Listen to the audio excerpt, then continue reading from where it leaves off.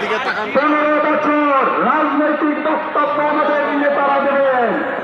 15 বছর ধরে আমাদের দাঁড়াইছে, গরম ভাত না খেয়ে তারা পালাইছে।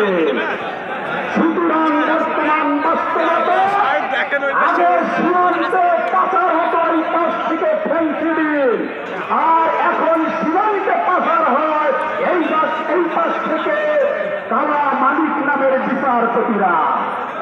সম্মানিত ভাইরা, আমি রংপুরে গঙ্গাচড়া হাজিরহাট পরশুরামের 8টি ওয়ার্ড, বিশেষ করে গঙ্গাচড়া উপজেলার 9টি ইউনিয়নের 7টি ইউনিয়ন তিস্তা তীরবর্তী, 27টি ওয়ার্ড প্রত্যক্ষ পরোক্ষভাবে তিস্তার সাথে সম্পৃক্ত।